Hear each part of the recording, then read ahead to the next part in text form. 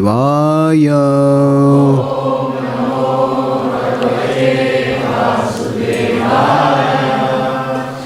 Śrīmad Bhāgavatam, Canto 7, Chapter 10, Text 9.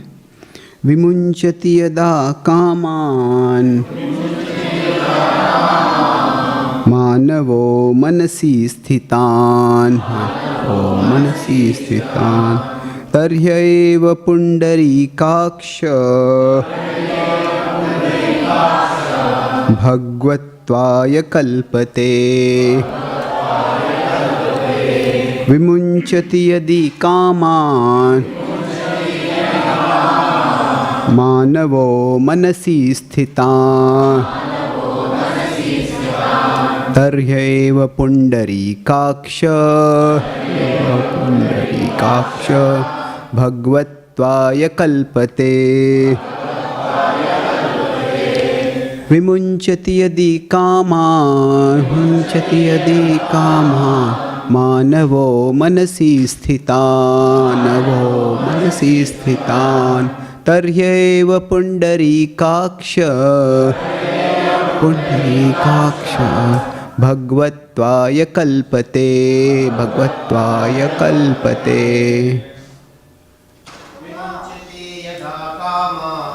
Munchati yadi kaman manavo manasi sthitan taryaiva pundarikaksha bhagavatvaya kalpate. Vimunchati yada kaman manavo manasi sthitan taryaiva pundarikaksha bhagavatvaya kalpate.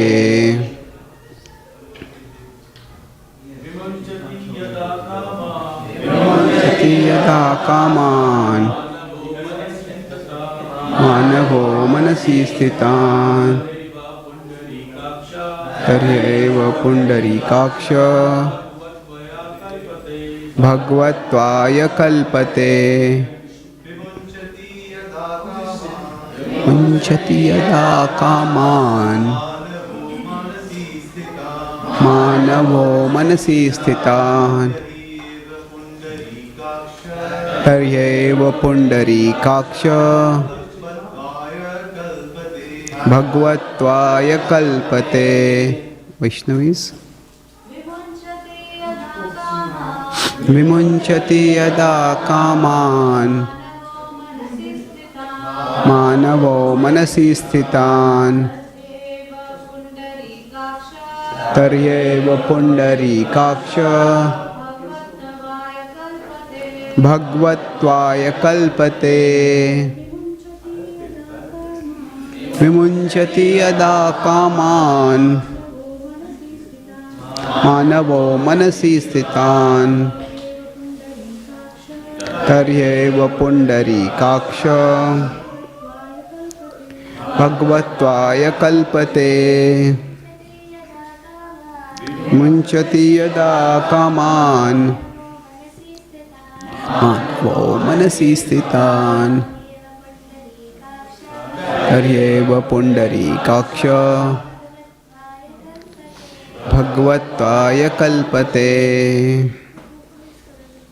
Vimunchati gives up yada whenever kaman all material desires manavaha human society manasi within the mind sthitan situated tarhi at that time only eva indeed pundarikaksha O lotus-eyed Lord bhagavatvaya to be equally as opulent as the Lord kalpate becomes eligible. Translation and purport by His Divine Grace A.C. Bhaktivedanta, Swami Śrīla Prabhupada. Translation. O my Lord, when a human being is able to give up all the material desires in his mind, he becomes eligible to possess wealth and opulence like yours. Purport.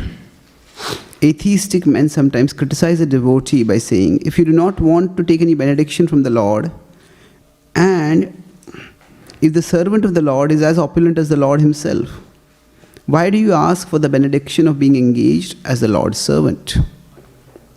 Sridhar Swami comments, Bhagavatvaya Bhagavad Saman Aishwaryaya. Bhagavatva, becoming as good as the Supreme Personality of Godhead, does not mean becoming one with Him or equal to Him. Although in the spiritual world the servant is equally as opulent as the master. The servant of the Lord is engaged in the service of the Lord as a servant, friend, father, mother or conjugal lover, all of whom are equally as opulent as the Lord. This is Achintya Bheda Bhed Tattva. The master and servant are different yet equal in opulence. This is the meaning of simultaneous difference from the Lord and oneness with Him. Om Ajnanatimirandhasya Jnananjana-shalakaya Chakshurunmilitam Yena Tasmai Shri Gurave Namaha. Nama Om Vishnupadaya Krishna Prishtaya Bhutale Śrīmate Bhaktivedanta Swami iti namine. Namaste Saraswati Deve Gauravani Pracharine Nirvishesha Shunyavadi Paschatya Deshatarine Vancha Kalpatarubhyascha Kripa Sindhubhya evacha Patitanam Pavanebhyo Vaishnavebhyo Namo Namaha. Jai Shri Krishna Chaitanya Prabhu Nityananda Shri Advaita Gadadhara Shrivasadi Gaura Bhakta Vrinda. Hare Krishna Krishna Krishna Hare Hare, Hare Rama Rama Rama Hare Hare.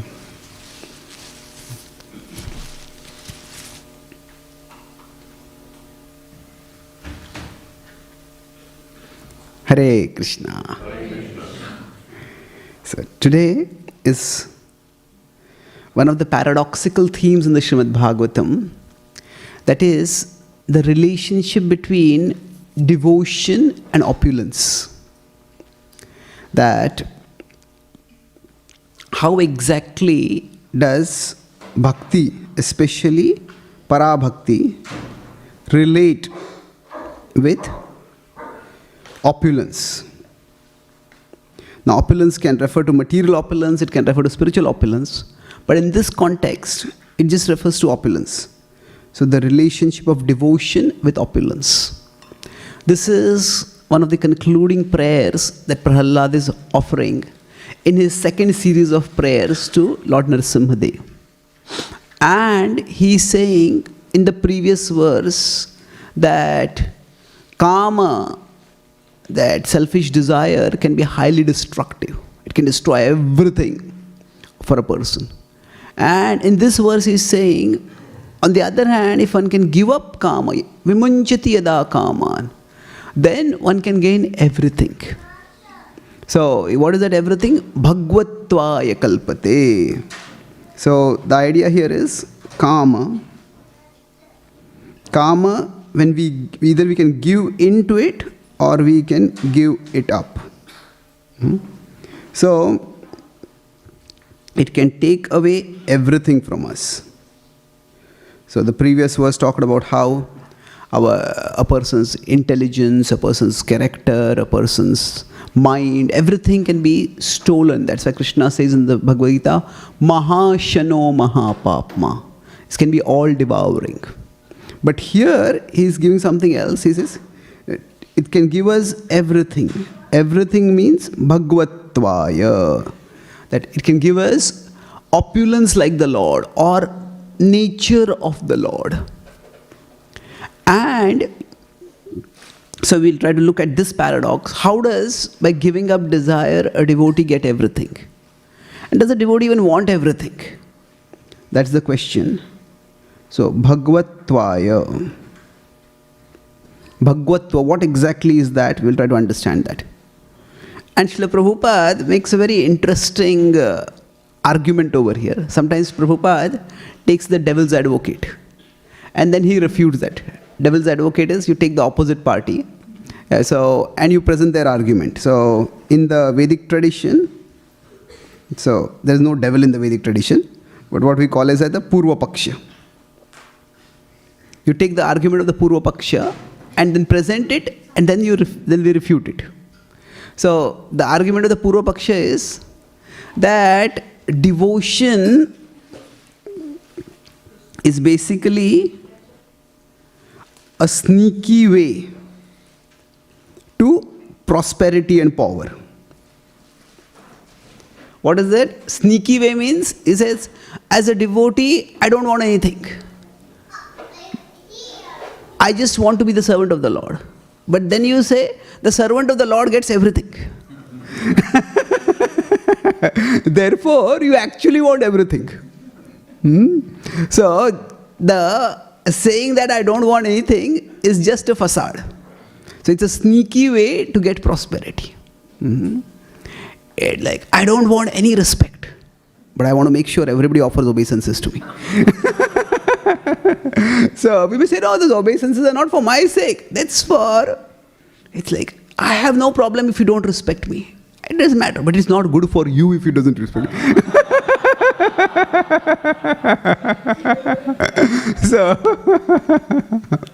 So now, what exactly is the relationship? Is this like a backhanded way of seeking the same things that we normally seek? Prabhupada says, not exactly. Prabhupada gives two interesting points. I had to read the purport several times to actually understand what Prabhupada is saying. Prabhupada quotes Sridhar Swami over there. And then he says that a devotee's desire is primarily to serve the Lord. Now, in the service of the Lord, sometimes the Lord may reward a devotee with lot of opulence. And sometimes the Lord may not give any opulence. So a devotee's interest is primarily in service of the Lord. Now the service can be with opulence or it can be without opulence. A devotee is not really that concerned about it. That means a devotee understands that in the Lord's plan, everyone has a place. Now some people may have a bigger role, some people may have a smaller role. That is the Lord's desire. Thank you. I'll accept this as the Lord's desire. Okay. So, once Srila Prabhupada was asked by one of his disciples, sometimes when devotees glorify, the glorification of one person is sometimes a minimization of the other person. It doesn't have to be like that. So once a devotee told Prabhupada that during a morning walk, Prabhupada, that Bhaktivedanta Thakur preached in Bengal. Bhaktisiddhanta Thakur preached all over India. You preached all over the world. Therefore, you are greater than all of them. And Prabhupada said, became very grave. Prabhupada said, never think like that. Prabhupada said, whatever I have achieved is by their mercy. And Prabhupada quoted the common Bengali saying, it's not just a Bengali saying, it is a universal saying that a parent is pleased when a child does better than them. In the broad Indian tradition, it says that the greatest tribute, the greatest offering that a disciple can offer to a guru is to actually become greater than the guru. Now the disciple never thinks that I am greater than the guru. But if the disciple can do more service than the guru, And the Guru is pleased by that. Now, of course, the way Srila Prabhupada has done service, nobody else can do more than that. At spreading Krishna consciousness over the world, all over the world, he has already done that. We can just spread it a little further here and there. But the point is that a devotee's desire is simply to serve. Now, when the service is happening, it's like a faithful disciple always feels grateful and dependent on the spiritual master. But if Krishna wants, Krishna can engage one particular Acharya to do a particular amount of service. So if we consider that same reasoning, that Bhaktivinoda Thakur preached all over Bengal and Bhaktivedanta Thakur preached all over India. But we could say that in between was Gaur Kishore Babaji. He didn't even preach all over Mayapur, you could say. He was known, but not very well known. So what happened over there? Well, it's not that simple. In the world, when opulence manifests, it can manifest because of various reasons. And when, so Achintya, Prabhupada quotes Achintya Bheda Bhed in his purport over here. So what is Achintya Bheda Bhed in this context? That basically Krishna and material opulence. What is their relationship? So even the relationship of Krishna and material opulence is a relationship of Bhed Abhed. And the Bhed Abhed is Achintya. What this means is that on one side, if we look at Srila Prabhupada's statements only, Prabhupada said that if you sell real jewels, there'll always be few buyers. If you sell fake jewelry, many people can pay that much money, they will come. But if you're giving the real thing, it requires a real price. And that's why Prabhupada sometimes said that that's why if somebody is not giving real, authentic spirituality, thousands and millions of people may come. But on the other hand, if we are giving real stuff, not so many people will come. But that doesn't matter. In fact, Prabhupada would say in one sense, that less people are coming is because what we are offering is pure. But then, there are other times when Prabhupada also said that a Vaishnava is known by how many Vaishnavas a person makes. And Prabhupada would quote sometimes that I have inherited the legacy of my spiritual master. Especially when Srila Prabhupada was in Mayapur. And once he came to Mayapur and he went straight to our Mayapur Chandrodaya Mandir. And then some of his god brothers, they apparently criticized. He says, Swami, Mayapur means Yogapit. You should go to the place where Mahaprabhu was born. Why did Swami Maharaj not visit this place? Now for them, they refer to Prabhupada as Swami Maharaj. For them, Prabhupada is Bhaktivedanta Thakur. So Prabhupada said that more important than where Chaitanya Mahaprabhu appeared is why Chaitanya Mahaprabhu appeared. And Chaitanya Mahaprabhu appeared so that the glories of Mayapur, the glories of the holy name, the glories of Krishna can be spread all over the world. Prithvite acheta nagaradi gram sarvatra prachar hoi bemurana. So Prabhupada said that they're questioning my faithfulness to my Guru Maharaj. But who has opened more temples than me? Who has made more devotees than me? Who has written more books than me? Now, Prabhupada was not expressing ego over here. Prabhupada was remarkably humble. We'll come to that. But the point is, here I'm saying Prabhupada would quote that the figures, they speak about the potency. So on one side, Prabhupada would say that the numbers, less numbers indicate that we are offering a pure stuff. But on the other side, he would say that, what is the proof that somebody is empowered? That they are able to inspire many people to become devotees. So which is it then? Now we could say many people coming is a sign of opulence. many people coming, many temples being built, that's a sign of opulence. So, this paradox runs through that is material opulence a sign of devotion? Now, normally if we are saying it's opulence, it's not material opulence. If somebody has built maybe a $100 million temple, well, is it material opulence or spiritual opulence? It's spiritual opulence because it's being used to glorify Krishna. But still, you cannot say it's not material opulence, in the sense that it is materially also valuable. So this is the key question over here. When Prahlad is saying that, my dear Lord, if somebody gives up desire, bhagavatvaya kalpate, that person will attain opulence like yours. So we will look at it from two distinct perspectives, and then we'll try to find a balance. So Prabhupada says achintya bheda bheda. So let's start with the bhed part. So what we are discussing here is that the relationship between material opulence and devotion. So if we consider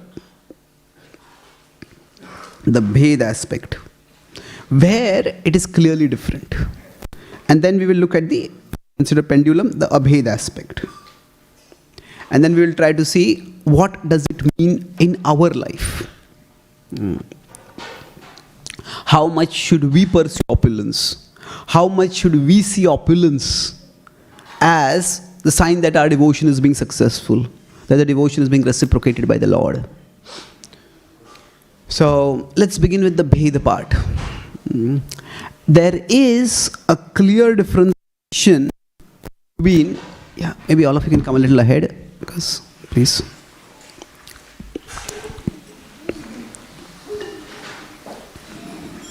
There is a clear differentiation between karmakanda versus bhakti. Karmakanda is basically approaching God for material things. Dharma, artha, kama and moksha.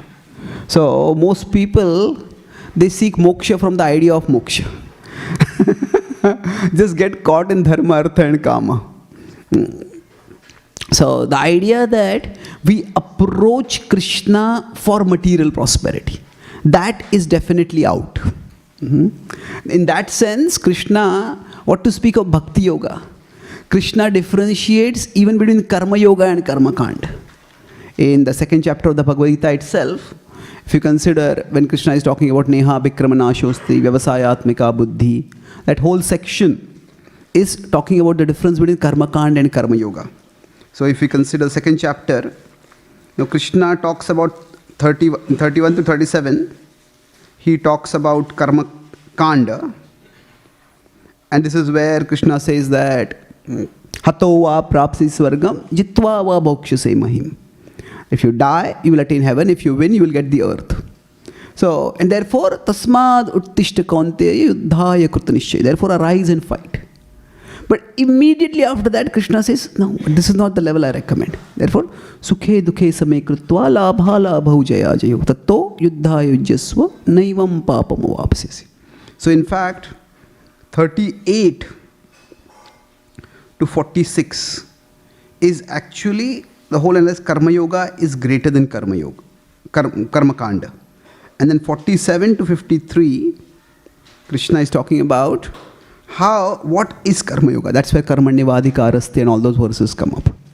But even karma yoga is differentiated from karma kanda. Then what to speak of? Bhakti yoga. Bhakti yoga is much higher. So the idea that we approach the Lord for fulfilling material desires, and then we see the fulfillment of material desires as the proof of our devotion, that is out. So that means if we consider this as Krishna, so on one side, say we are here, we approach for material desires, and then we get material opulence. Now, at one level, even this is good, because Yena kena prakarena mana Krishna niveshet. Somehow the other person fixing the mind on Krishna is good. But categorically, when somebody is doing like this, then this is more like karma kanda than bhakti. Although karma kanda, we'll see how it can also be a path to bhakti yoga. But this is karma kanda. In the Christian tradition, there is something similar which is called as the prosperity theology or the prosperity gospel. The prosperity gospel is the idea that we worship God, and then when we get prosperity, that is the proof of our devotion. In fact, now Catholicism doesn't accept this prosperity gospel, and even among Protestants, not everybody accepts this. But this is the idea that in the Christian tradition, giving charity to God is called tithing. You give some 10% of your salary or whatever. And their idea is that if you give to God, it is like investing a seed. And God will give much, much more in return to you. And there are these mega churches where these pastors, there are several mega churches like some in Australia, many in America. And these pastors, they not only live in mansions, they fly in private jets. And they say, this private jet enables me to do more service. I can go faster, I can give more sermons, I can do this, I can do that. And they live in, their opulence is like the opulence of billionaires. And they are not even trying to hide it. In fact, say, all this has resulted from my service to Christ. But it's not resulted from service to Christ, it has resulted from the donations that people have given. And people have given because they are misled into this idea that if you give, you will get 100 times more in return. Now what happens is the pastors get 100 times more in return, the parishioners don't. But this is, even according to Christianity, mainstream Christianity, this is considered a deviation. The prosperity gospel is what actually motivated Europeans to colonize the world. They thought that we have advanced in science and technology, we have material power, and this is the proof that God is pleased with us. And we go to India, we go to Africa, we go to America, we come to Australia. All these places, people are so uncivilized over here. And that they are so uncivilized and primitive, that they don't have technology, that they don't have the assets that we have. That is the proof that God is not pleased with them. That is the proof that God is displeased with them. And therefore they considered it their religious duty to civilize what they call as the heathens. So the prosperity gospel was what led to colonization. But in colonization, they didn't really enrich those countries. They enriched themselves at the cost of those countries. Isn't it? There's one African leader, he said that before the Christians came to Africa, we had the land and they had the Bibles. After they came, we had the Bibles and they had the land. So basically, now this is not again a criticism of Christianity. This is a particular criticism of a particular mentality. And this mentality can be there in any religion. This is of course there in Islam also. Where Islam, if you consider the history of Islam, after Islam started, it has, from a military perspective, one of the most impressive records of expansion through military aggression. Islam emerged in the 7th century, and within a few centuries, in less than a millennia, it is ruling major parts of the world. And they considered their success in military affairs, in military warfare, as a proof that Allah was pleased with them. And in fact, they had the justification also. Because it's for Allah, we can use any kind of unethical means also. Doesn't matter. Because ultimately it's for the sake of God according to them. So the point is, this idea that three things over here. We go to God only for material things. We gain material things by any means. And then we portray those material things as the proof of our devotion. That is completely off. So especially when one starts seeking material gain by questionable means, and then trumpets them as, okay, I am such a great devotee. So there is a clear bhed within that. In fact, Krishna uses the word durenaya avaram karma. Avaram karma is very strong, that he says inauspicious work. Now, having explored this point, that when is there a bhed? I said that is itself the sole motive. Then there are any means adopted. And then there is, it is seen as the primary proof. This is the only reason why we are approaching God. And then we are not just waiting for God to bless us with opulence, because we think opulence is what is meant to be God. So by any means we get it. We accept that. And then after that, what happens is we trumpet that as proof. This is the proof of my devotion. This is completely off. This is not devotion. And this is, we shouldn't just criticizing other religions. Within our movement also, there was a phase when we went through this, that where in book distribution, we started thinking that any means we distribute books. We can lie, we can cheat people, we can misrepresent the books. We're just giving people the books. That's all that we mean to do. Well, not necessarily. The point is not just to give people a book. The point is to inspire them to connect with Krishna. But if we are misleading people while distributing books to them, and then after that, they may get the book, but if they feel misled, they will become anti-Krishna. And that is a disservice. So, with respect to this idea, that there is a clear categorization between material opulence and devotion. So if somebody has lost their ethical mooring, ethical sense, if somebody is infatuated only with material things, then that is an indication that their pursuit of material things, even if it is in the service of the Lord, is actually taking them away from the Lord. Somebody may decide that I want to do fundraising for a temple. Yeah, that's great if you want to do fundraising for a temple. But if during our chanting, we are not thinking about the holy name, we are thinking about funds. I will say it's for Krishna. Well, yes, everything is for Krishna, but everything is for Krishna, but your heart is not for Krishna. The heart is getting caught somewhere else. Now, of course, sometimes thoughts of our service may come. It's natural. But if that is all that we are thinking, then it is a problem. So, even our service, I'll talk about this a little bit more.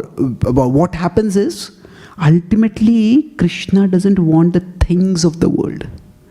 Krishna wants our heart.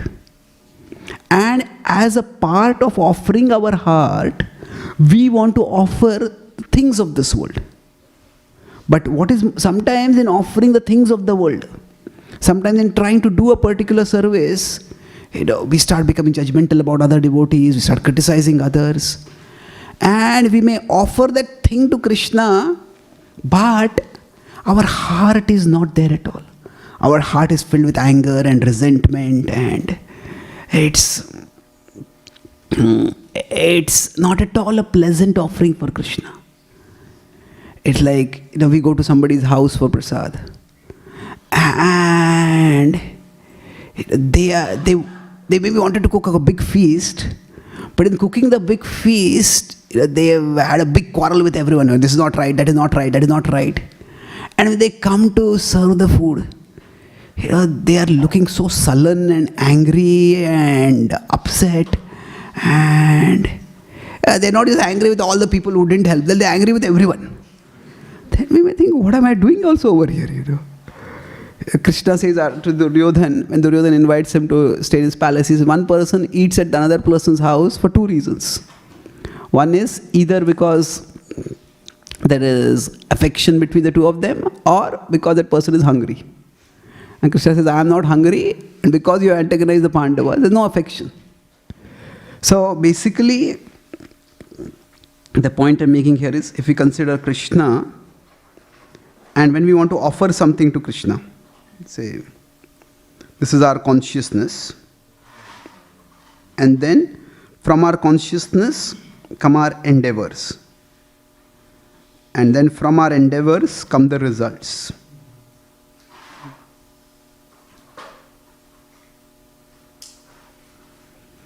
So now, we would like to offer the results to Krishna. Naturally, we want to offer the best to Krishna. But sometimes we cannot offer the results, sometimes we offer the endeavors. That the results are not in our control. But sometimes we may not even be able to offer the endeavors. What Krishna wants is our consciousness. So, but sometimes what happens is, we are offering the results to Krishna, but our consciousness is going far away from Krishna. That's why it's like Dadami, Krishna says, Bhajatam Priti Purvakam. There needs to be affection in the relationship. So, why is there this Bheda?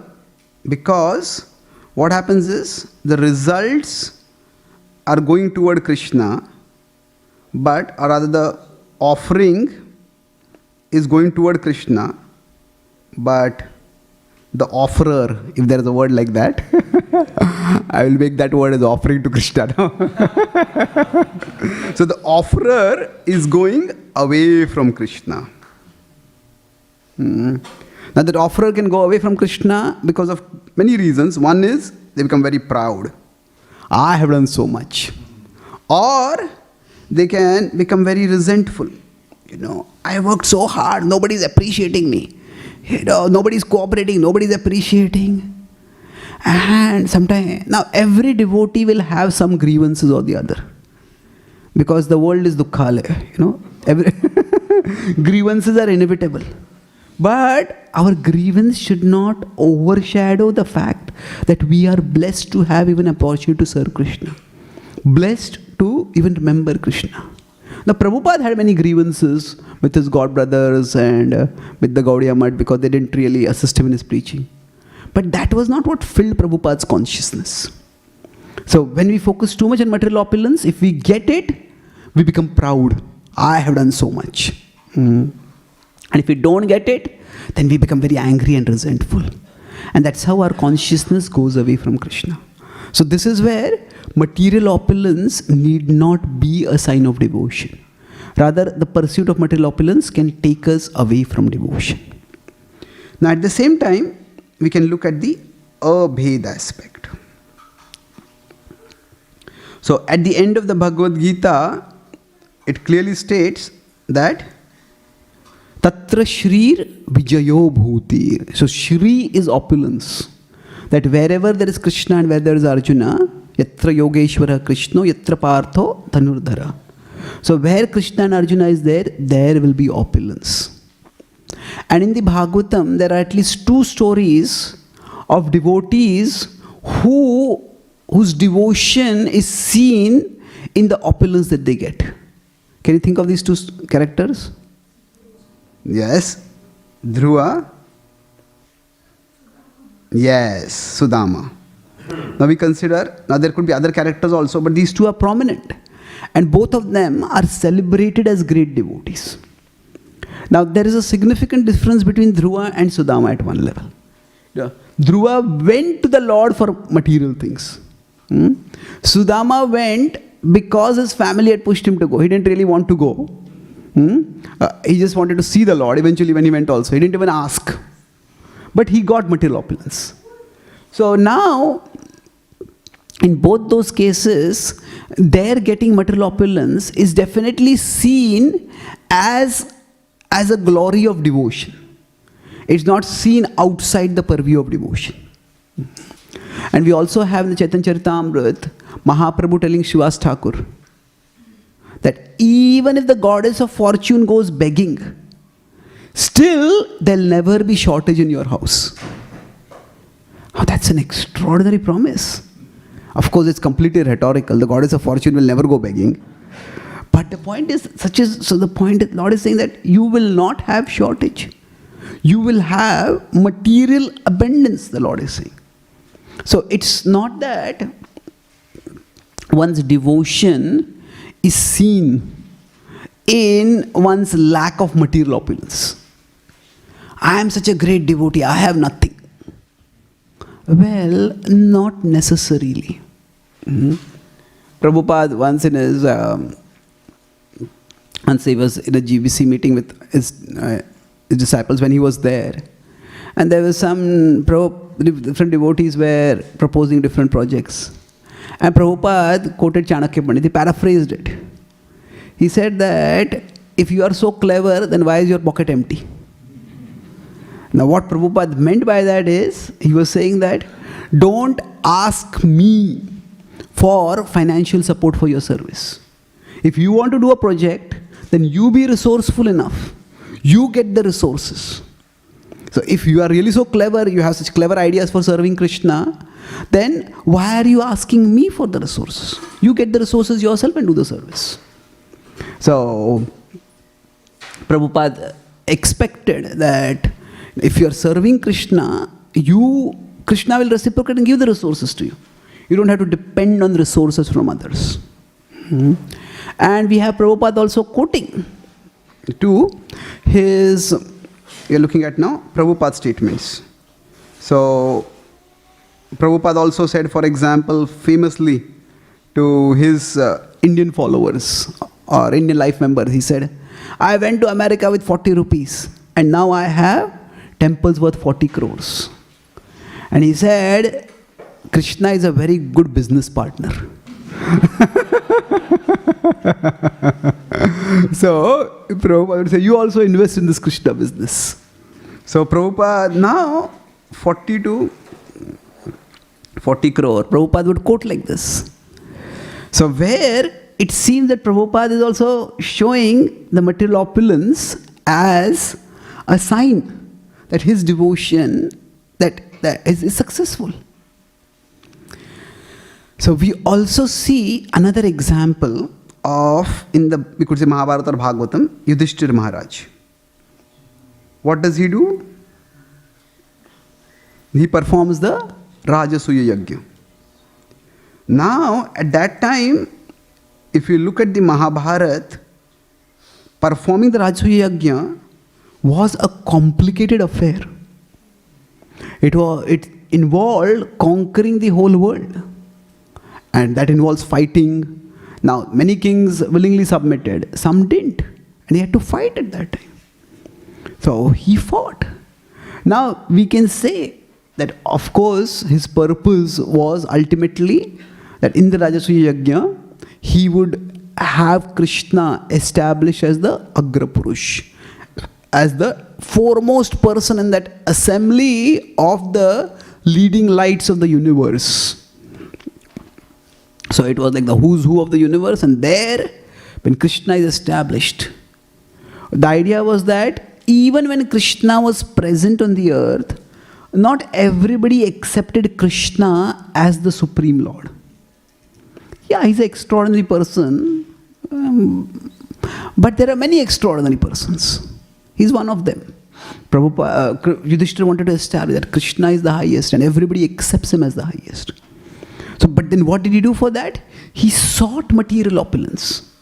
He sought material opulence there, and thereafter he was able to establish Krishna's supremacy. So, now there is a Bhed relationship. I talked about the Bhed aspect, I talked about the Abhed aspect, I talked about the Bhed aspect also. So, the key point over here, which we will try to reconcile both of these now, that the key point is our connection with Krishna. That is opulence enhancing our connection, or is it weakening our connection? So, basically, if you consider Krishna is here, and we are here in this world. Now, some people, they seek opulence from Krishna. But their idea is, they go to Krishna for opulence. If they get it, thank you, bye-bye. They have no further interest in him. Now that is not very healthy. But sometimes seeking opulence also might lead to the person becoming interested in Krishna. Okay, who is this person who is giving me so much opulence? Who is this person that I worshipped and I got so much? And then by that I became elevated. So now when we talk about a connection with Krishna, that is the top thing. That is the most important thing. And we want this connection in Krishna to be going upwards.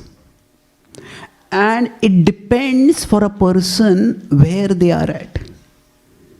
Now, in the Bhagavatam, there are two examples. One is example of Dhruva, and the other example is of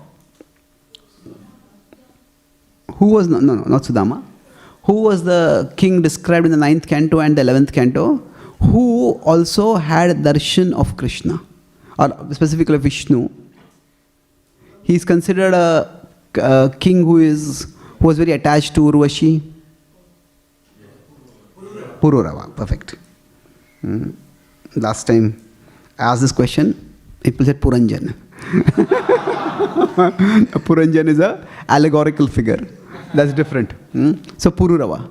Now it's interesting that both of them, in one sense, went to Krishna for material things, went to the Lord. Dhruva went specifically for a kingdom, and Pururava went to the Lord for Urvashi. He was with her, and then she was with him, and she left him. And then he worshipped the Lord, and he sought Urvashi. Now the result after that, when Dhruva saw Vishnu, what happened was, Ekacham vichinvanapi divyaratnam. He said, what is the point? I don't want this material opulence. It's like broken pieces of glass. I want you. You are the jewel, precious jewel. Nendra Gohiyam. So now, this didn't happen to Pururava in one sense. Pururava sought Urvashi, the Lord Vishnu, the Lord appeared in front of him, and he got Urvashi. And he went on with his life. But something else happened. When eventually his indulgence came to a point of satiation, then at that time he turned towards the Lord. So that darshan of the Lord did not go waste. The darshan of the Lord had an effect. But how soon the effect would come depends on how infatuated someone is. Now for Dhruva, he didn't really want a kingdom. For him, the kingdom was a way to make a point. Isn't it? I want to show my father that you think I cannot sit on your throne, on your lap? I'll get a throne bigger than yours. So Dhruva never really had, you could say, greed for a kingdom. He just wanted to make a point. But then, when he saw the Lord, what is the use of all this? So the desire for a kingdom, it was strong, but it was not deep-rooted. Sometimes we use the word strong and deep-rooted as similar. It was strong in the sense that he was ready to do anything to get that. But it was not that he was hankering for a kingdom itself. In his desire, it was strong. That's why he was able to have such determination to do severe austerities. But it was not deep-rooted. It was not that lifelong he had a great greed for a kingdom and he was craving for it. No, he wanted to make some other point with it. On the other hand, with respect to Pururava, the desire was strong and it was deep-rooted.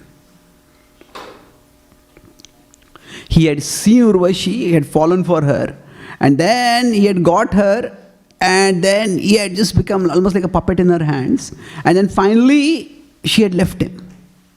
So it was a much, much more deep-rooted desire. So it took time for him to come, to be able to overcome that desire. But he also overcame it eventually.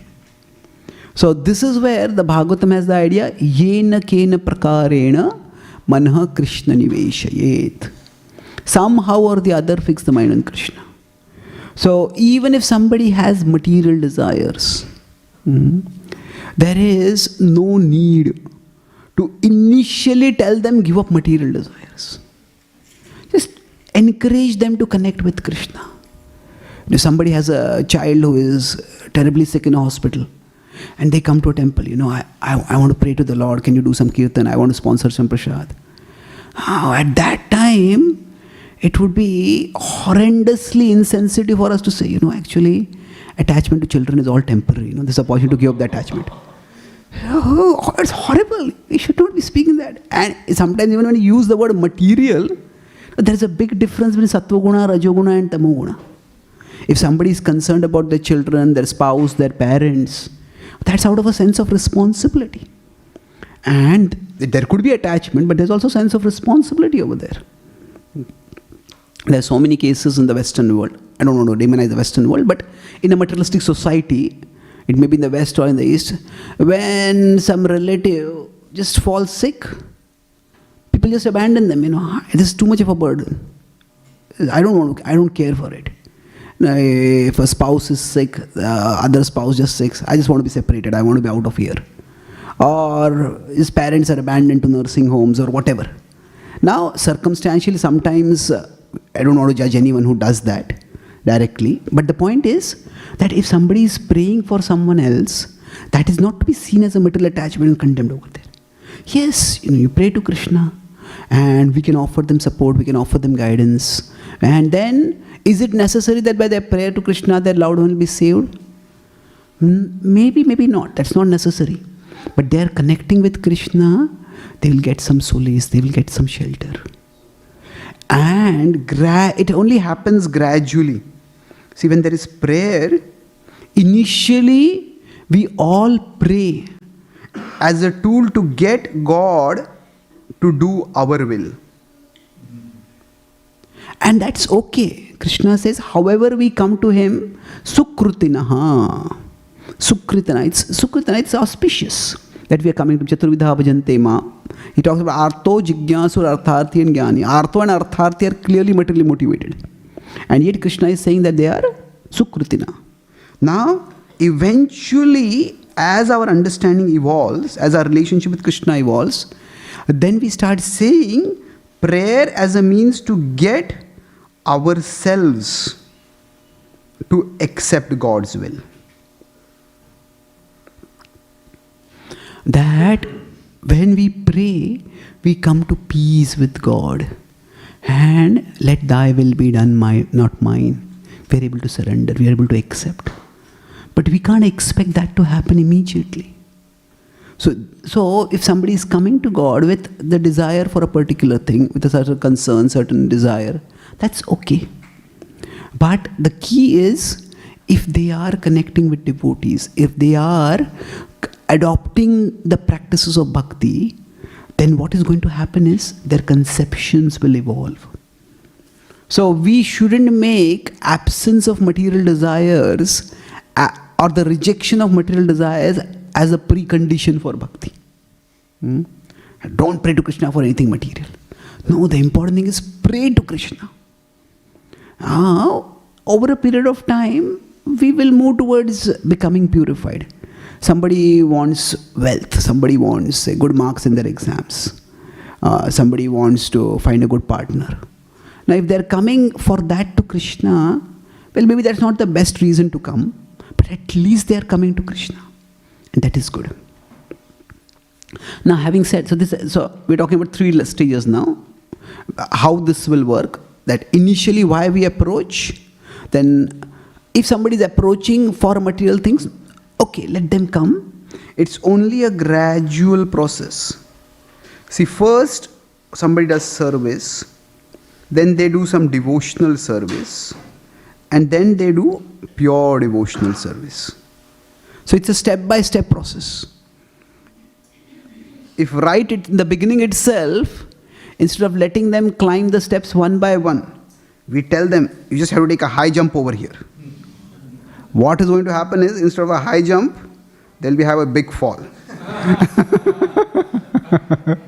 You try to get them to pure devotion, and they have purely no devotion at all then. Not even mixed devotion, nothing will be left. So, let everyone come at their level and move forward gradually. So, now for us as sadhakas, how does this work for us? So, if some devotee practices bhakti and they get a lot of material opulence, is that the proof that they are practicing bhakti nicely? If some devotee is practicing bhakti and they seem to be losing material opulence, is that again the sign of their bhakti? Krishna is pleased, Krishna is giving special mercy. That Krishna is taking everything away from you. Yasyaham anugranami. That's a verse which people are scared of. Now the point is that in general, even in a devotee's life, when something is happening, it is ultimately within Krishna's plan. But that does not mean everything is to be attributed directly to Krishna. I'll explain what I mean by this. That, see, any event that happens,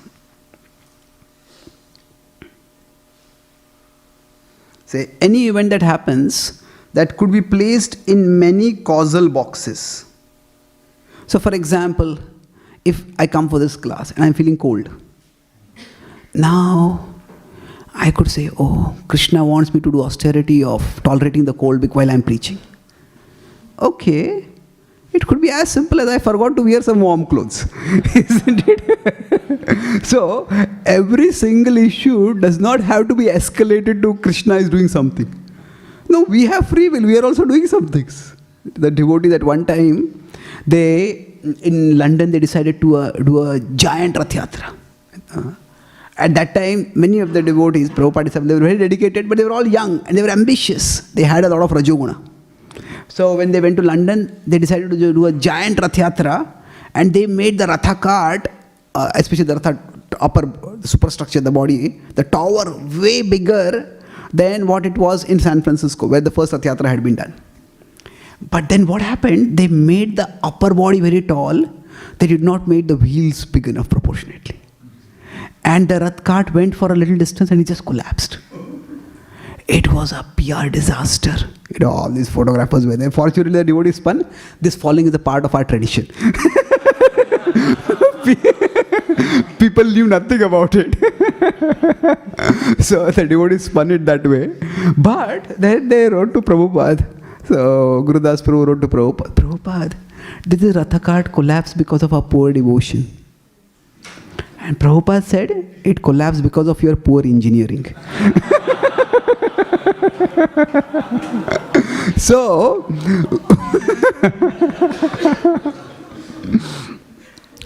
if there is a reasonable material explanation for things, then one doesn't have to jump to the Krishna explanation every time. See, when we are meant to see Krishna everywhere, that means we have to see the opportunity to serve Krishna everywhere. That doesn't necessarily mean everything is being caused by Krishna. It's two very different things. When we say, see Krishna everywhere. So, what does it mean? Essentially, see, our relationship with Krishna is a relationship of service. So, that means, see the opportunity to serve Krishna everywhere. So, Prabhupada was in San Francisco and we had a 2-story building. Prabhupada was doing japa in the balcony and he was walking around, and then he saw a flatbed truck over there. And flatbed truck is, normal truck has sides which are up. The sides were removed, lowered, so that if the cargo is not slippery, the cargo can be easily put. You don't have to put it above. So Prabhupada saw a flatbed truck going, and Prabhupada thought, this could become a cart for Jagannath Yatra. Now, who else in the universe would have seen a flatbed truck and thought of it as a potential Jagannath cart? That was Prabhupada's Krishna consciousness. So that means to see the opportunity to serve Krishna everywhere. But that does not necessarily mean that to see Krishna as the sole cause of everything that happens.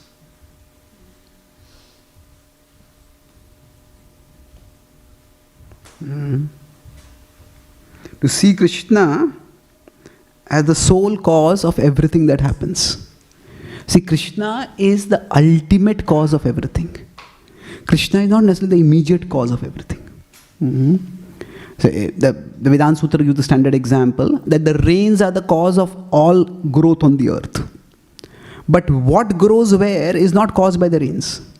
That depends on the kind of seeds that are there. So Prabhupada was saying that your engineering design was poor. So don't see Krishna as don't think that Krishna is displeased and that's why this Rath cart fell. There's some material cause over there and you overlook that material cause. So we can't, if we start jumping to Krishna as the cause of everything, that can justify our irresponsibility, that can justify our own insensitivity at times. So, there's one devotee who came to me. He had a lot of problems in his family. He and his wife were not getting along together. And, I've known both of them for many years. So, I talked with both of them and he was saying, maybe he was just being negligent of his family responsibilities, and there can be something like too much bhakti. Now you can say that there's no too much bhakti, but too much of one form of bhakti can be possible. Sometimes now if we can do even our family responsibilities, our job, everything as in the mood of devotion. So in that sense there cannot be too much devotion. But if somebody is neglecting other responsibilities and just in the name of bhakti, then they have valid concerns. So his wife was upset that he was not taking care of family responsibilities. And he was telling me, I think Krishna has given me a wife like this so that I become detached from family life.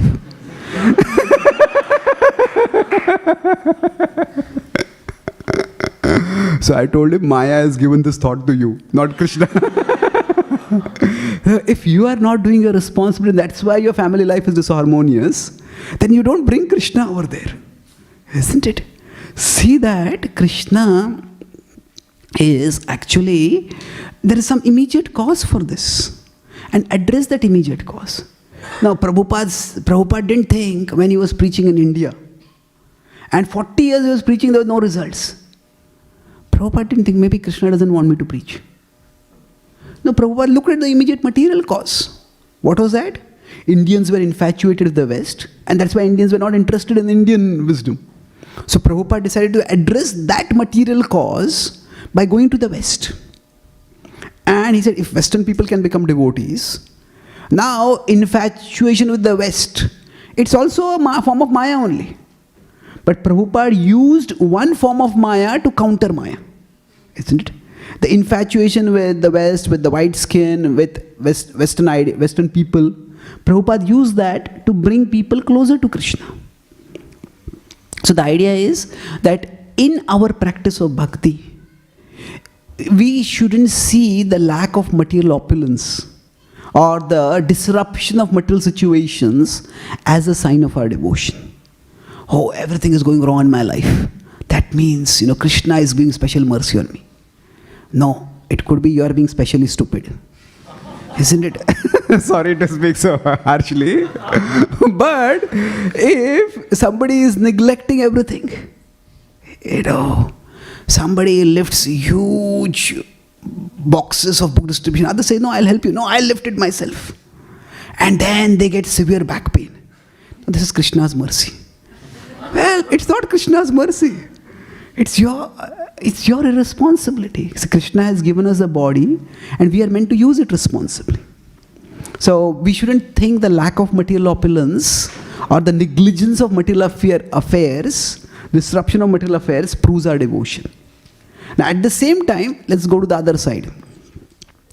So it's Krishna's mercy primarily is, as I said, it's our connection with Krishna should be increasing. Our attraction to Krishna should be increasing. Our absorption in Krishna should be increasing. It is not that if our frustration with material life is increasing, that means it's Krishna's mercy. No, we may be frustrated with material life, that's why we turn towards Krishna today. But material life is full of ups and downs. Tomorrow the frustration goes down. Then our devotion will also go down at that time. Isn't it? So bhakti has to be done as is bhajatam priti purvakam. It is not frustration purvakam. It is not just out of, I'm frustrated with material life, that's why I'm practicing bhakti. So in our practice of bhakti, if material opulence comes, we accept it. If material opulence goes away, we accept that also. Now we use our intelligence to see, okay, if there is a material disruption in my life, what is the cause of it? Just because we have become devotees doesn't mean all devotees are going to have materially the same karmic record. Every devotee has their own past karma. Now, it's not that the karmic record is erased by Krishna. Krishna uses our past karma to draw us closer to him. So some devotees, by their past karma, might have the karmic balance so that they get some opulence. And if they get that opulence, they can use it in Krishna's service. So those devotees who say are specially talented. Now some people are just more talented than others. They can, whether in their jobs, in their work affairs, they can just get things done fast. So they don't have to work 18 hours a day to earn a lot of money. They can work 7, 8 hours, 10 hours, whatever, 6 hours, and still they're earning a good amount of money. If they're doing that, then that opulence, is it Krishna's mercy? Well, you can see it as Krishna's mercy in the sense that it is an opportunity to serve Krishna. I have more wealth, then I have more stability, I can do more service to Krishna. But is that the coming of wealth itself some Krishna special intervention? Maybe, maybe not. On the other hand, now some devotees may have very good singing ability. Some devotees may have very good managerial ability. And then they come to Krishna and they use that in Krishna's service. And when they are singing, maybe hundreds of people come to join their kirtans. And they can manage big events. And they do it very well. Now, is that particular opulence, is that particular ability the mercy of Krishna? Well, it's a mercy in the sense that they have got the opportunity to use it in Krishna's service. Where has that ability come from? Well, it could have been because of their past karma. Now, sometimes some devotees had no ability before. Like some devotees might have been very timid before they came to bhakti. They are afraid to speak in public. Yes, public speaking is, for some people, it's like among the top 10 fears of life. But then they come to Krishna and they start speaking in public. And they start speaking confidently, even effortlessly. At least it seems effortless. Everybody has to make efforts. But now, is that Krishna's mercy? Well, it can be. They didn't have the ability before, and now they seem to have that ability. So you can say it's Krishna's mercy. But again, the question is, are they using it in Krishna's service? Is it taking them closer to Krishna or is it taking them away from Krishna? If they remember that it is Krishna's mercy and they use it in Krishna's service, that will take them closer to Krishna. So as devotees, we don't tout our ability as the proof of our devotion. See, actually, there is ability and there is humility. Now, can ability be a sign of devotion? Yes, it can be. But a greater sign is humility. If somebody has ability to distribute a lot of books, somebody has ability to raise a lot of funds, somebody has the ability to inspire a lot of people to chant Hare Krishna, those abilities are very good. And we can say those abilities are spiritual in the sense that they are being used in Krishna's service. But if that ability is making them proud, then that ability may be taking others to Krishna, but it will be taking them away from Krishna. So, it has to be very important that we see that ability is a gift, but humility is a greater gift. And if somebody has ability and they have humility, then we can say they are really blessed by Krishna. They've got special mercy. So now, some devotees, they may have extraordinary ability, some devotees may not have extraordinary ability. From Krishna's perspective, I'll conclude with this point, with respect to opulence, like I said, for Krishna, our availability is more important than our ability. Why? Because Krishna wants our heart. It is Krishna who is giving abilities to everyone. If Krishna wants to do something, Krishna can give a person some extraordinary ability and they can attract everyone. It's possible. But what Krishna wants is our availability. Our availability means that indicates our consciousness, our heart. Am I there for serving Krishna? Now, of course, our availability will also be limited by our circumstances to some extent. But within the limitations of our circumstances, are we available for Krishna? So, our ability is to some extent a part of the material world, in the sense that by our past karma we might get some ability, by our past karma we might get wealth or this talent or that talent or whatever, and we can use it in Krishna's service, and that's wonderful if we use it.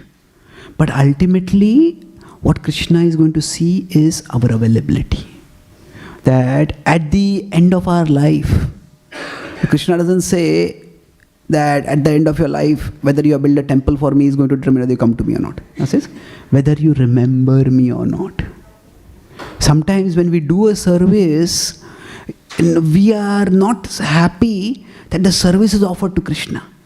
We are anxious that everyone knows I did this service.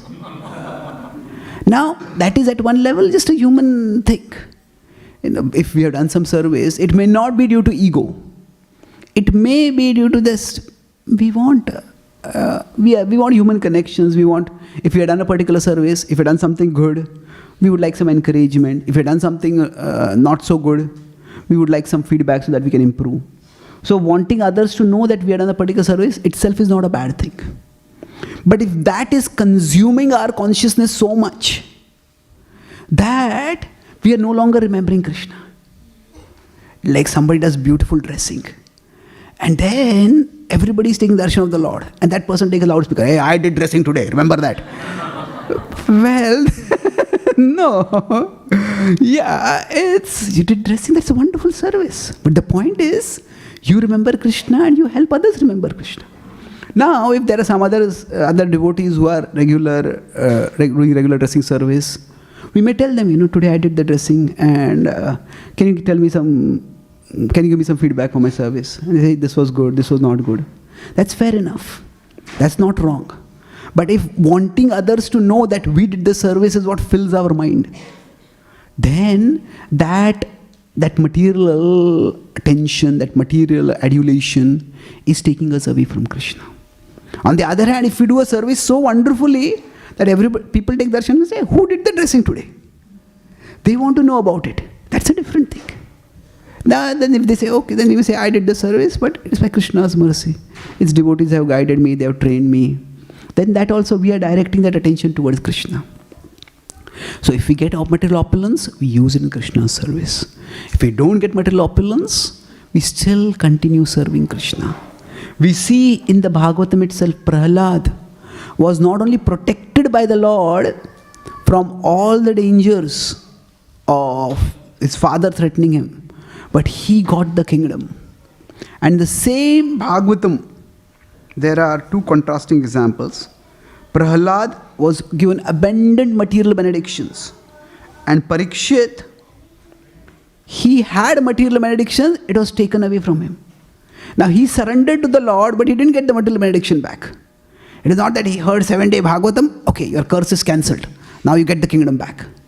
It didn't happen for him that way. The Bhagavatam gives us both trajectories. Prahlad is a glorious devotee, Parikshit is also a glorious devotee. So how things will unfold for a devotee in the material level is between that devotee and Krishna. And the presence of some materially improved situation is not necessarily the proof of devotion. That didn't happen for Parikshit Maharaj. And the absence of a materially improved situation is not the sign of absence of devotion. That Parikshit Maharaj's curse was not counted, that didn't mean that he's not a great devotee. His devotion was in how he remembered the Lord by hearing the Bhagavatam. Prahlad Maharaj's devotion was in how he remembered the Lord. Even when there was danger, even when there was tribulation. And similarly, how he remembered the Lord when there was prosperity. Even when he got a kingdom back, he did not forget the Lord. And that's the proof of devotion, that whether we get material opulence, we don't get material opulence. Our connection with Krishna stays strong. And we may seek some material opulence so that we can serve Krishna better. But that desire for the material opulence doesn't dominate our mind so much that the desire for Krishna disappears. I was talking, I'll conclude with this point, that I was talking with one devotee. He's very well-to-do. He said that, he was in India several years ago. He says, I want to become a millionaire. And after that, he said, I will give not 50%, I'll give 60% of my earnings to Krishna. I said, that's wonderful aspiration. But the key point is, giving is a habit. It's not just an activity. We want to develop an ongoing connection with Krishna. It's that the offering to Krishna is meant to become a part of our disposition. It's not meant to be just a one-time event. He says, right now, give something to Krishna. I'm thinking, I can't give anything now. When I get to that margin, I'll give that much. Okay, that's fine, you give that much. Now, you can give 1%, you can give 0.5%, you can give 5%. So, charity is not the key point over here. The point is that our desire for material opulence should not become the condition for our devotion. It shouldn't become so strong. Can devotees have material desires? Well, we can't there's no delete button for material desires. If they are there, they are there. We can't just wish them away. But even if the desires are there, as devotees, we try to make sure that the desire for material things is not greater than the desire for Krishna. Or it doesn't become so great, it leaves no space for the desire for Krishna. We keep the desire for Krishna and we try to strengthen the desire for Krishna. And then whatever desire we have for material things, that will be there for some time and in due course it will go away. Now, how to deal with material desires specifically, if they are present, that I'll talk in tomorrow's session. I'll be taking the Bhagavatam class again.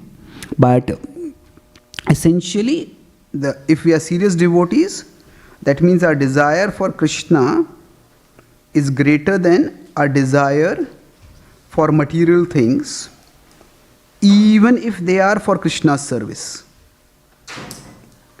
That my Krishna's service should not be dependent on the fulfillment of my material desires. So if we have this, then we all can be steadily practicing our bhakti and moving forward in our journey towards Krishna. So I'll summarize what I discussed today. So we broadly were discussing the relationship between material opulence and Krishna and bhakti. Here Prahlad is saying that devotee who is devoted to you who gives up material desires will get bhagavatvaya kalpate, will attain opulence like the Lord. So we started by discussing first the bhed aspect, that there is a difference between material opulence and Krishna, and in that connection we discussed karma kanda, and then we also discussed the prosperity gospel,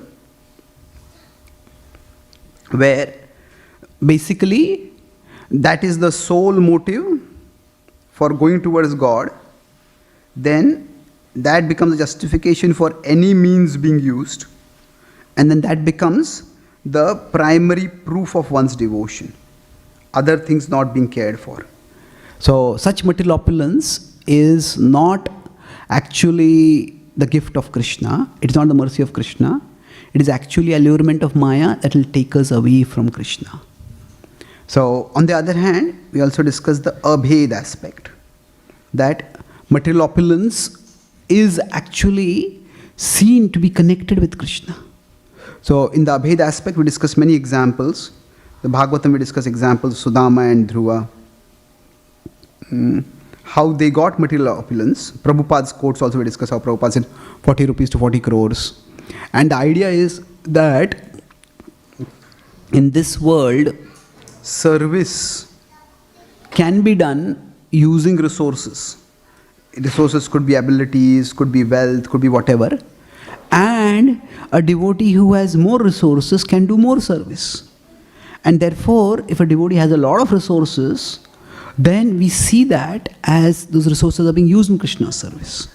So resources increase, service can also increase. In that sense, a devotee's opulence is, if it's used for Krishna's service, it is spiritual. It is not different from their devotion. But then we discuss the balances that for us, when we are practicing bhakti, it is going to be an incremental process.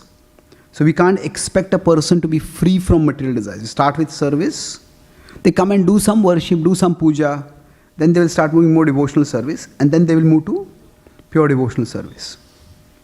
So the point is that we don't make absence of material desires as the precondition for devotion.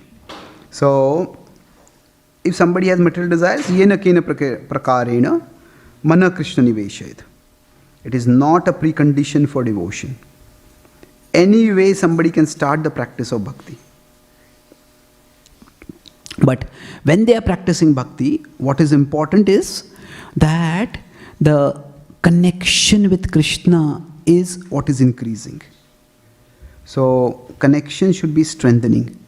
And for that, they need to be Krishna conscious. Now, Krishna conscious means to see service opportunity everywhere. So naturally, if somebody has more wealth, they can do more service to Krishna. Somebody has better speaking ability, they can do more service to Krishna. Somebody has more charisma, more crowd pulling ability, they can do more service to Krishna. So in that sense, we can see material opulence as something which is favorable to the service of Krishna. But this is good. But see Krishna as the sole cause of everything. Everything material, that means. Then that is a problem. Where we see that, oh, things went wrong in my life, that means Krishna is angry with me. Or Krishna is, my material life is disrupted, that means Krishna wants me to become detached. Not necessarily. When things are happening, we look for immediate material causes. And we see, okay, in this situation, how can I fix this cause in a mood of service to Krishna? If the Ratha cart has collapsed, that's not because Krishna is displeased with us. That's because we didn't do the engineering properly. So in this way, a devotee addresses the material causes appropriately. And from that material cause perspective, some devotees have extraordinary talents, they have extraordinary resources. Maybe they were already born in a wealthy family. Maybe they have some talents by which they can easily earn wealth.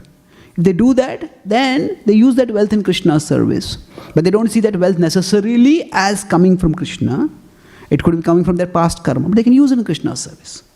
On the other hand, if somebody doesn't have wealth, that's okay. They don't have ability. For Krishna, we talk about three things. If ability is there, more important than ability is humility. And if there's no ability, then even then, what is important is availability. So, if we have ability, we don't see that as a matter of pride. We see it as, okay, I need to stay humble. And that humility will take us toward Krishna. If we don't have ability, we don't have to see that as, oh, Krishna is displeased with me. No, we see that as, that Krishna is giving me an opportunity to still serve Krishna by my availability. And in that way, independent of our material situation, we can keep moving closer to Krishna. Thank you very much. Hare Krishna.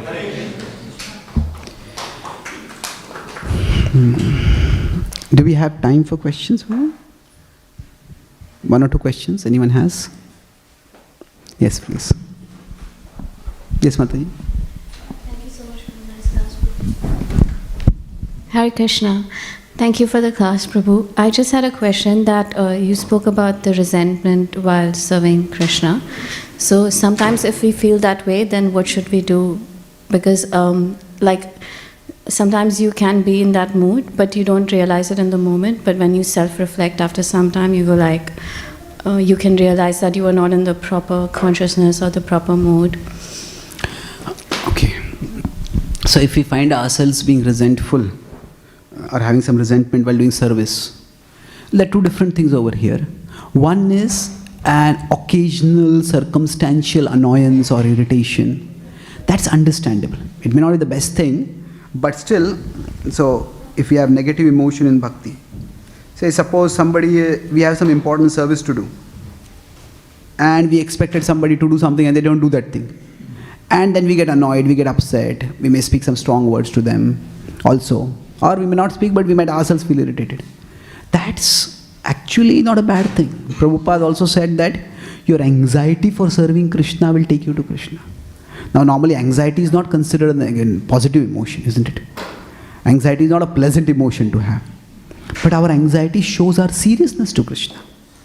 So negative emotion, if it is circumstantial, we are doing some big service and say we are having Janmashtami festival and Prasad is not ready on time and we have to get it ready, then that is okay. That's just a part of being in the material world.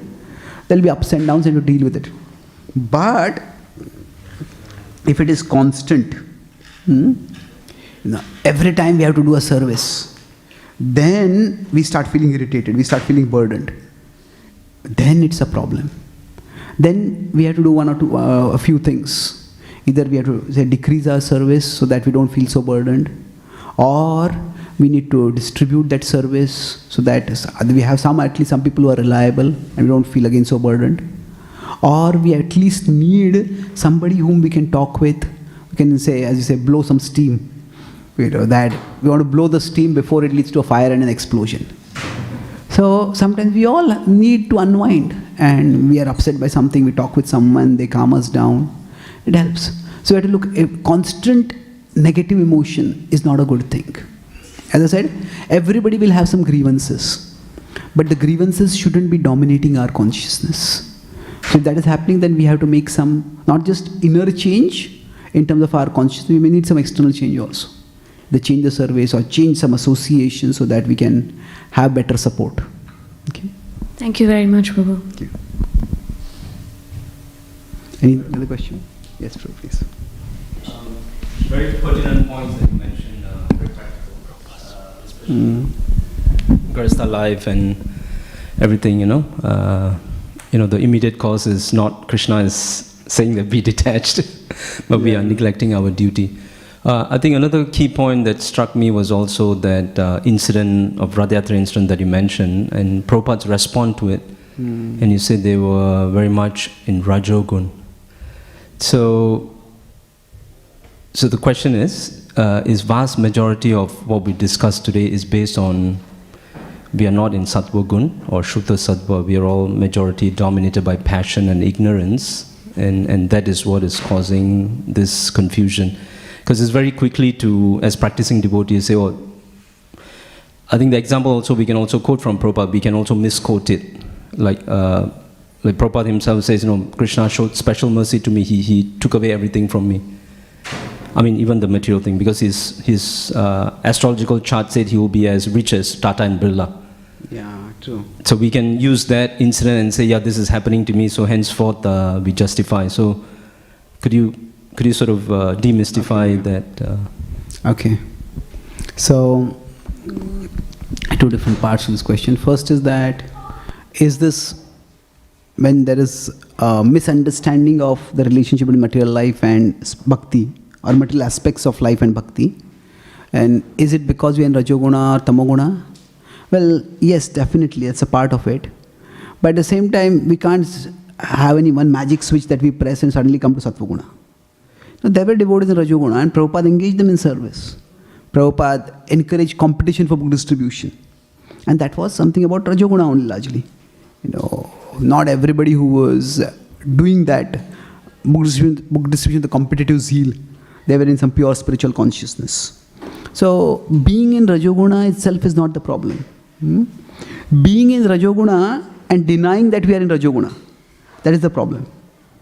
So if I acknowledge, yeah, maybe we live in a Rajasic world, and to function in that world, to some extent, we need Rajoguna.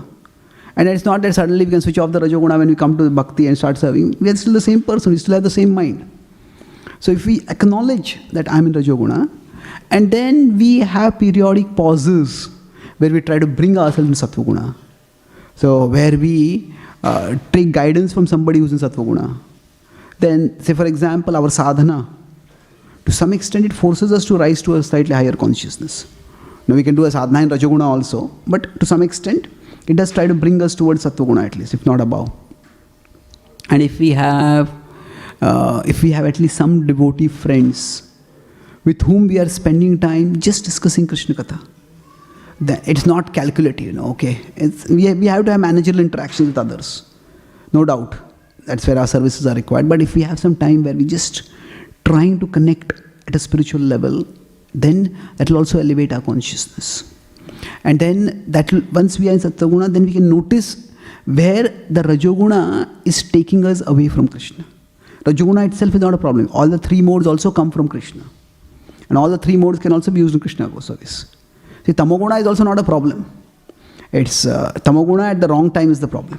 Isn't it? So, every time we sleep, we may say a devotee's sleep is also transcendental. Okay. But at a biological level, at a material level, it's the influence of Tamoguna. And that's not a bad thing. But the problem is that we don't get Tamoguna at night, we get Tamoguna in the morning. So, none of the modes themselves are the problem. The mode is coming at the inappropriate time, in the inappropriate way. That's the problem. So, while doing services, we can be in Rajoguna. I remember once I was catching a train, and there's one devotee who was supposed to give something to me, and I was supposed to carry that to Mumbai from Pune. And the train was about to leave, and he came to the station. I was anxiously peering out of the door. I said, "Come on, Prabhu, come here." He was just coming very gently. He says, "Prabhu, the train is leaving." He says, "I want to come in Sattva-guna, not Rajoguna." No, more important than Sattva-guna, Rajoguna, Tamoguna is the service, isn't it? So if the service requires us to run and get something, then run over there. So sometimes we can become too guna conscious. Our guna consciousness, modes consciousness should be an aid in our Krishna consciousness. It shouldn't impede our Krishna consciousness. So Rajoguna itself is not a problem, but if there is no pause to come to Sattva-guna, or there is no connection with somebody in Sattva-guna who can regulate us, then Rajoguna will take us over and may take us away from Krishna. And as far as justifying our say material problems as Krishna's mercy, well, that is a tendency of the intelligence which is especially in the mode of ignorance. Krishna says, Sarvarthan viparitamisya. Adharmam dharmamitiya manyate tamasavrata sarvarthan viparitamisya buddhi sapartha tamasi. In 1832, Krishna says that which is right, the intelligence concludes, justifies it as wrong. And that which is wrong, it justifies it to be right. Such an intelligence is in the mode of ignorance.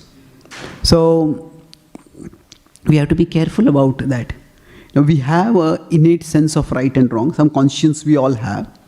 And then if we are giving a particular explanation to things, we also have to consult with other devotees. Is this the right way of looking at things?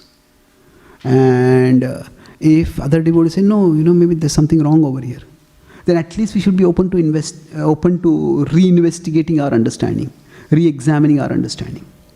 So in the biblical tradition, they're saying that even the devil can quote the Bible.